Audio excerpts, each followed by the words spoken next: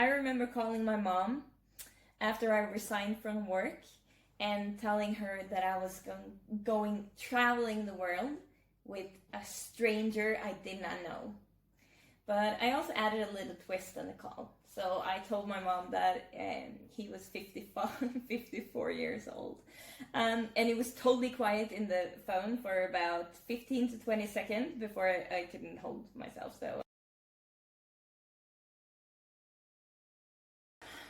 okay, so all of you who has been single at least once the last like 5 or 6 years, I don't know how long Tinder's been around, you all tried out Tinder. And those of you who said you didn't, we all know you did, so you don't have to hide it anymore. But I did the same. So I'm from a small city, and you know, if you have Tinder in a small city, it's like you don't really have a lot to swipe, and also you keep getting the same people over and over. Tinder sucks in small cities. So all of you probably who had Tinder, you got sick of it, and then you deleted the app, and then a couple of weeks later or like 2 days later you installed it again because you're bored. And and so did I. So but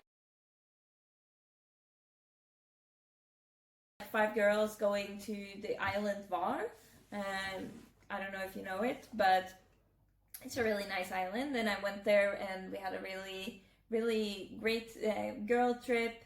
And what I didn't know there was that there was this guy that was on the island at the same time as me, but I didn't have Tinder at the moment. So when I got back to Sweden, I matched with this guy who was at the island at the same time. Anyway, so I don't know, I have zero clue how we actually matched, but somehow we did. And he kept texting me, and he's from Stockholm and I'm from the north of Sweden, so I obviously thought he was Brat. But he just kept texting me. There was something, like, he was funny, he could spell, which is, all of you who had Tinder know that there's not a lot of them who can spell. And yeah, so he asked me, okay, so should we go on a date? And I was like, I live like 4 hours away from Stockholm. I'm not gonna go to Stockholm just for a date with you. Like, it's not that exciting. But anyway, I was in a time in my life where my siblings and their families lived quite far away from me. I started to, I didn't like having 10 hours car drive to my one sister who lived very far down in Sweden. So I started thinking in maybe moving to Stockholm, just because it was like 3.5 hours in 3 directions, and I would be one of my family members basically. So I started applying for jobs, and I got the opportunity to get to 2 interviews. So I texted this guy in Stockholm, and I said, you know what, I'm going down to some interviews in Stockholm, and we can have a coffee if you would like. And he said, yeah. And then we didn't speak for a whole week. And I didn't think about it. I know we had decided that I was going down and we had coffee, but I didn't think about talking to him during the time. So same time as this exact day, that when I was on the train, he stood there in this apartment and saying that to his friend, because his friend was also here, and said that, oh, this girl, she's not serious. She hasn't texted me in 7 days, and she doesn't want to meet me, and I'm gonna delete her or whatever.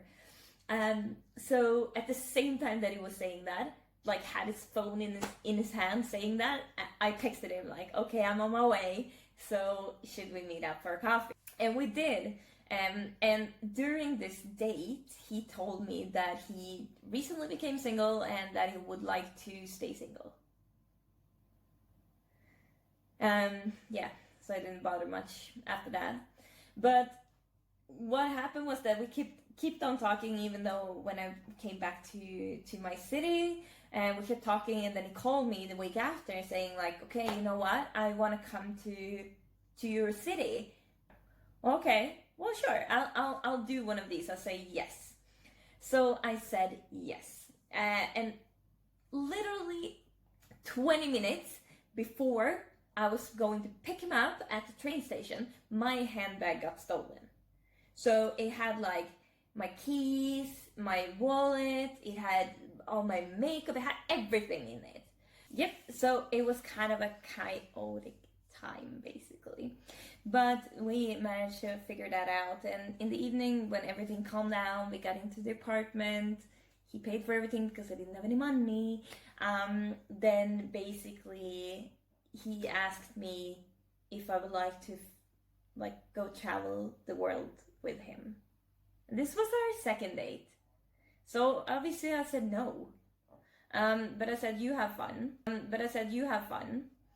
And approximately, I think it was like 3 or 4 days later, I decided that I was gonna say yes.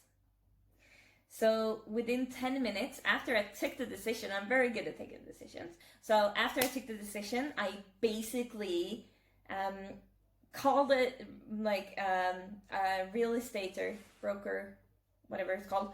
I called them, I scheduled a valuation of my apartment.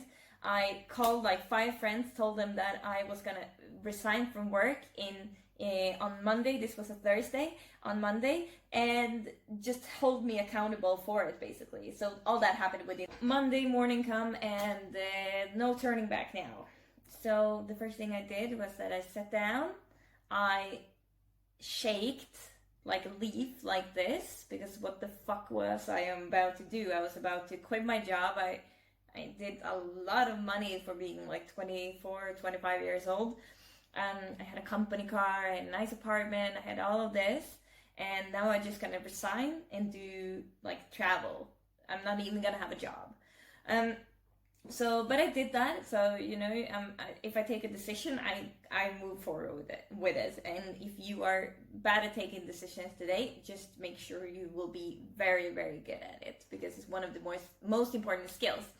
But anyway, so I did that, and I negotiated my what's it called? When you have to leave from work, you have to stay for a couple of weeks. 5 weeks later, we sat on a plane with this stranger. Like, I was sitting there next to the stranger we were on our way to Thailand. Yeah, that was our first destination. And I met him 8 times prior to that. But I always had a backup plan, so I was always, I was thinking like, okay, but what if this happened and we don't like each other? Traveling could be hard. We went out traveling for total 5 months, exactly 5 months. And it was the most amazing thing I've ever done in my life. We went to Thailand, we went to New Zealand, Fiji, we went to Philippines, Vietnam, Thailand again, and then we ended up in Sri Lanka. When you feel that intuition in your stomach that this is the right way to do, even though it's scary as fuck, to be honest, let's just realize that this